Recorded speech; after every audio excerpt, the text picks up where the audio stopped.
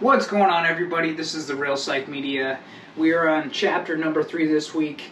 We're going to dive into it right now. So in this chapter, we're going to be bringing biology to psychology. We're going to be speaking about the nervous system, the brain and its parts. It's pretty deep. And then also the endocrine system in fueling the body.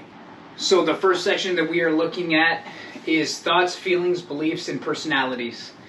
So we look into the human mind to find greater understanding. We tend to, as psychologists and researchers, we look specifically in the human mind to find greater understandings. So thoughts, feelings, and beliefs aren't visible in the physical observation of the brain, specifically looking at the brain itself if you were to open up the skull, but it exists merely because we experience them every single day, these thoughts, these feelings, these beliefs, and emotions. So this is where we see the mind versus brain dilemma first take place. This idea of monoism, which is scientists' belief that the key to understanding the mind with psychological concepts lies in the body and the nervous system, specifically the body and the nervous system. Whereas reductionism is the idea that all of human psychology can be reduced to biology. So a great quote that we saw in this chapter, in the specific thoughts, feelings, and beliefs and personality sections, was what we call the mind is a consequence of the functioning of the human body and its interactions with the environment. So this next section, believing in biology, we saw some interesting facts about the historical belief behind psychology, which Greeks and Romans specifically believed that human behavior was seen as a consequence of supernatural forces, such as the gods, the passions of the gods. So this meant that their specific human behavior was in direct correlation with the supernatural forces being the 12 gods that they believed in. So later we see that changes in our biology actually result in changes in mental processes as well as behavior, okay? So these could be things such as the use of alcohol, which people tend to act differently due to the chemical effect on the brain, which alters the drinker's mind, okay? So changes in our biology, like brain damage, exhibits drastic changes into personality and thinking. So the use of alcohol does these things specifically. They alter the chemical brain state in the mind. Further down in this believing in biology section, we see that what goes on within our bodies has an effect on our behavior and mental processes. So everything that goes on within our body has an effect on our behavior in the external world and our mental processes internally. So biological psychologists are groups of psychologists who have extended this intuitive belief of these casual observations using techniques and methods in modern science to investigate the idea that changes in biology lead to changes in psychology. So this is where we see biology transferring to psychology and them integrating together. Well, we must come up with a way of conceptualizing on how biology influences psychology and how psychology influences biology and so on. So they both interact when we, like specifically biological psychologists do look at specifically how biology affects psychology and how psychology affects biology. So that's like a major takeaway right now. So this chapter is called Hardware, Software, and Wetware, and I know you guys are probably wondering what the heck is that.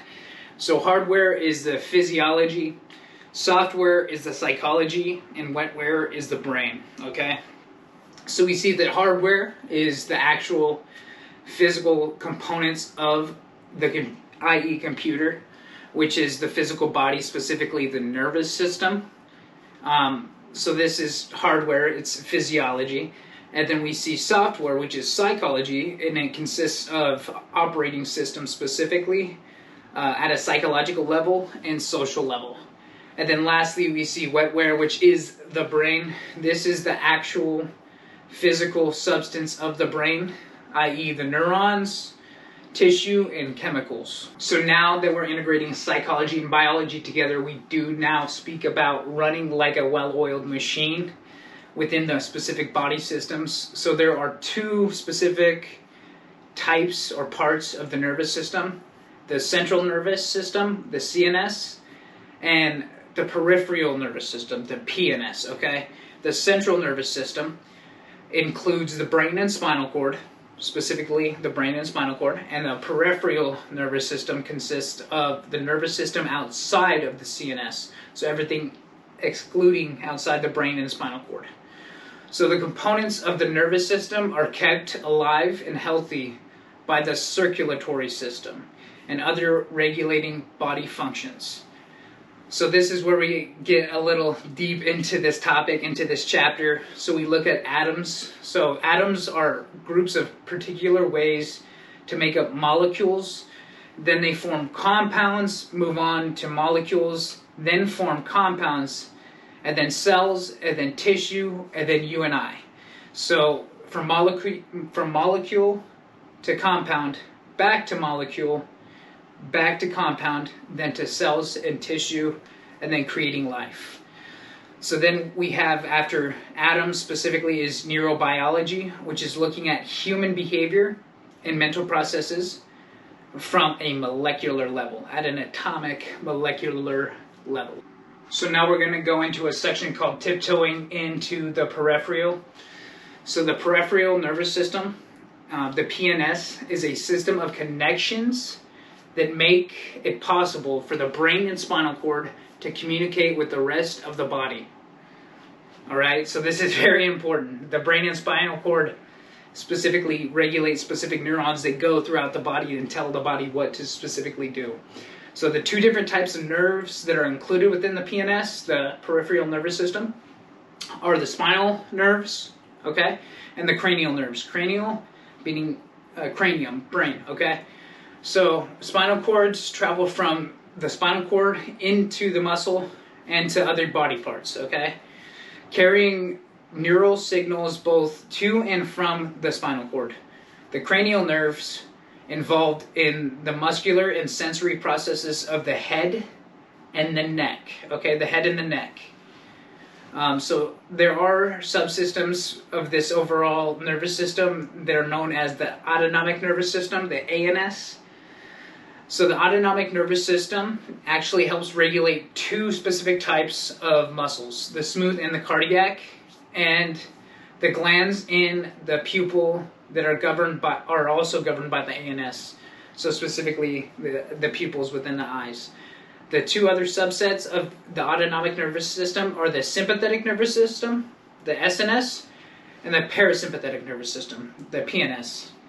Two different types of PNS, okay? So peripheral nervous system and parasympathetic nervous system. So the sympathetic nervous system actually is involved in energetic activities of the body when we need excess energy, specifically like the fight or flight response. And then the parasympathetic is the inverse of this, which is in charge of deactivating the SNS, the sympathetic nervous system, after it has been engaged. So the relaxation response is what we see as a parasympathetic. So in this section of Psychology for Dummies, we're going to be diving into the brain specifically in all of its parts. This section, Feeling Nervous, we're going to be looking at the three different divisions of the brain, which is the forebrain, the midbrain, and the hindbrain, okay? So we see this idea of localization within psychology and biology that integrate, which is the idea that there are specific parts of the brain for specific components of behavior, okay? So various parts of the brain work together to produce vision, hearing, speech, and so on. So we are able to receive neural feedback and information through different new technologies such as MRIs, CTs, and PET scans. These are very cool tools to use. Not always necessarily the best things to use, but it is and does help us get better understanding of how the brain works, how behavior processing works, and how those two integrate. Now that we have that covered, we're looking at the forebrain, which has various subdivisions. We see the four major divisions of the cerebral cortex, which is the frontal lobe, the partial lobe, the temporal lobe, and the occipital lobe.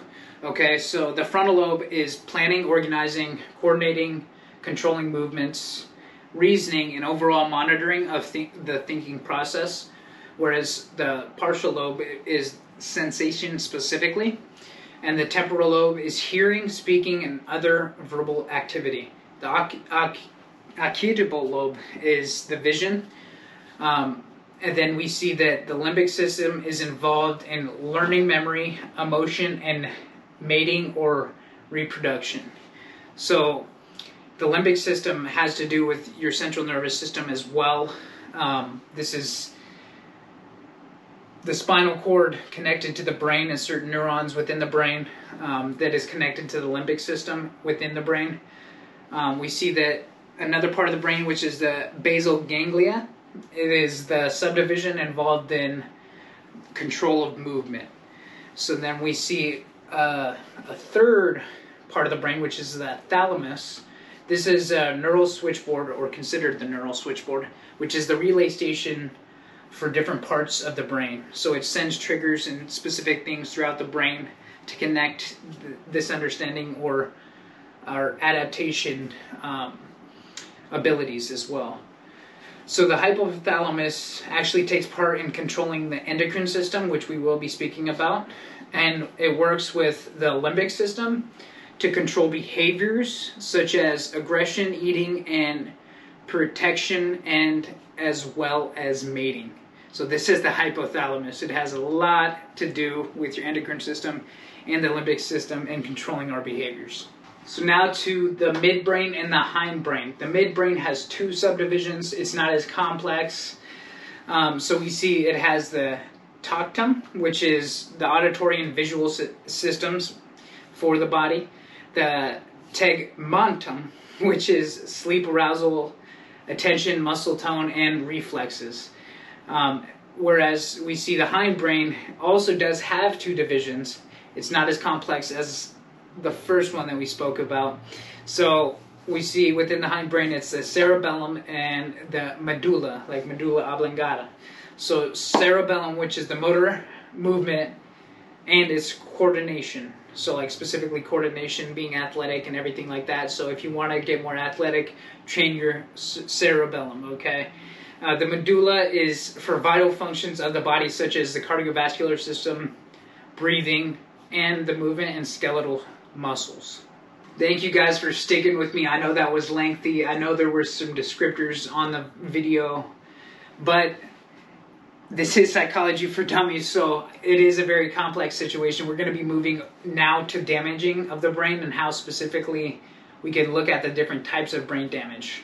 So the behavior and mental processes associated with damaged parts of the brain are adversely affected and impacted by related functions within the body. So we see that there are three different types of brain damage. One, the closed head injuries. Two, the open head injuries. And three, the other brain disorders. So closed head injuries occur when somebody sustains a blow to the head without anything penetrating the skull, okay? And then we see that open head injuries occur when the skull is either penetrated, fractured, and can often lead to serious brain injuries. And then we see that other brain disorders, i.e. disorders, keep that in mind, are degenerative diseases such as Alzheimer's, which can produce brain damage in the form of atrophied brain tissue and cellular death. So examples of this could be strokes, other vascular accidents. This does it by denying blood and oxygen to the body, so specifically to the brain. So then that's why these disorders are created. So this causes cellular death. So now that we looked at brain damage, we're going to be looking at the endocrine system. The endocrine system is responsible for hormonal functions of the body. So these are hormone influencing behaviors during puberty specifically. There are specific glands throughout the body that secrete hormones that influence our behavior and bodily functions. So a lot of this in this chapter talks about behavior and mental processes. This is a major thing in the endocrine system and how it functions with hormones in our body. So these are specifically in the ovaries and testicles. So there's a part of this chapter that talks about supercalifragilistic psychopharmacology. So this is pharmacology and psychology integrated together. We see that there have been hundreds of drugs developed that have been used for specific symptoms of particular mental disorders to alleviate suffering and improve overall functioning as primary goals in psychopharmacotherapy.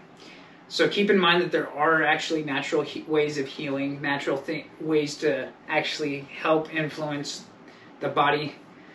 So many brain systems involved in the symptoms of mental illness involve one particular neurotransmitter, and we will be talking about these neurotransmitters. So we see that one of the main goals of psychopharmacology is that they use drugs specifically to treat mental illnesses that are designed to affect functioning of specific neurotransmitters within the brain region. Specifically, the serotonin, which is a neurotransmitter, is the one that most psychopharmacology tries to reach.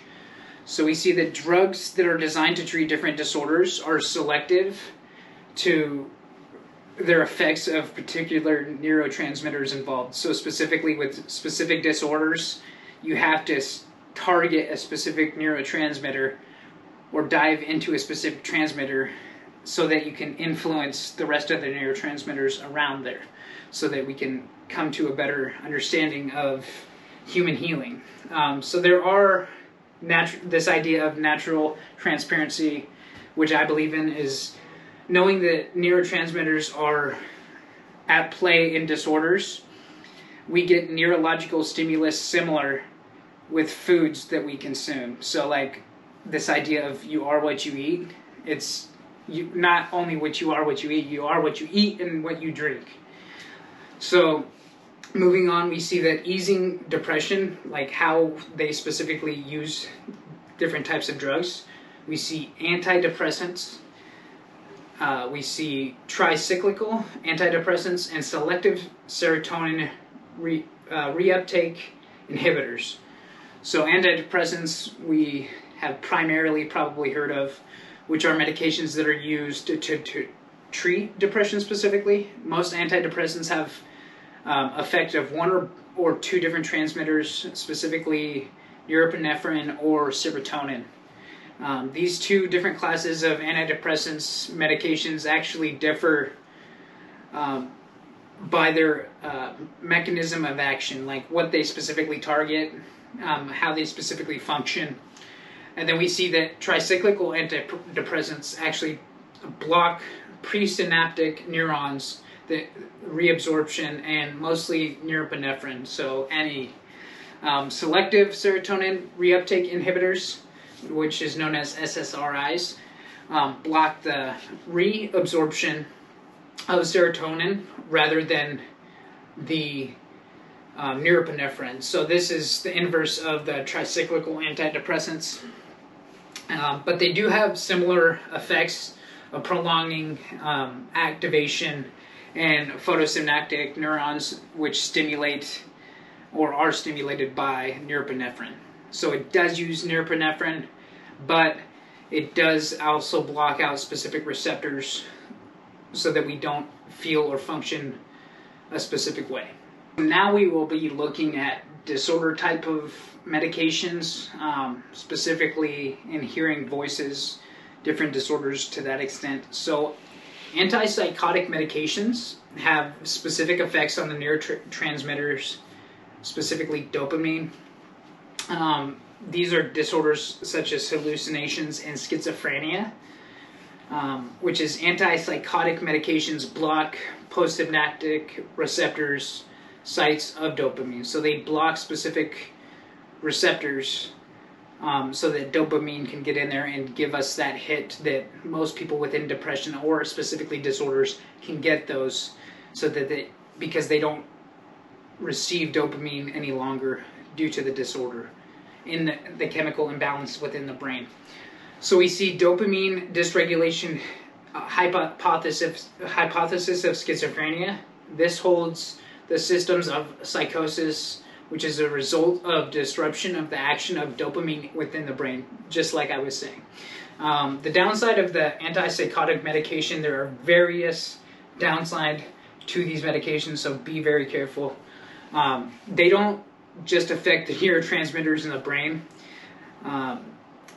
but they also feed the disorder within itself.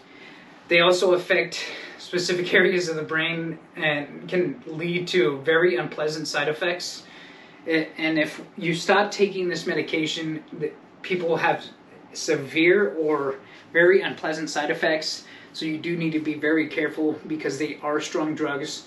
They are implemented for specifically disorders. So do be careful with these. Lastly, we're going to be talking about relaxation. Now that we talked about all the antidepressants, all those different things, different regions of the brain, and biology and psychology intercoursing together, we do look at relaxation, which we are going to see and talk about anxiety disorders, which is the most common mental disorder within the United States.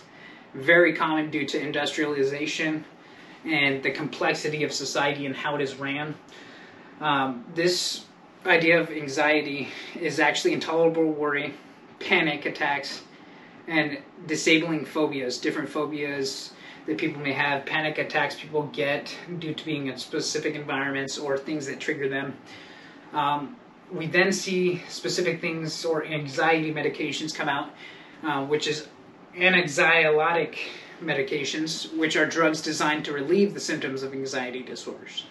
So the biggest one that we see is benzodiazepines, which there are various different types of these medications. They affect the neurotransmitter GABA, which has suppressing effects of the central nervous system. Thank you guys for coming in this week for Chapter 3. Hardware, software, and wetware. We saw that psychology and biology integrate how the brain works, different parts of the brain, different disorders. And I just hope that you guys enjoyed this. I know it was lengthy, but I appreciate your time. If you have any questions, any suggestions, please reach out to me at therealpsychmedia@gmail.com. Thank you guys.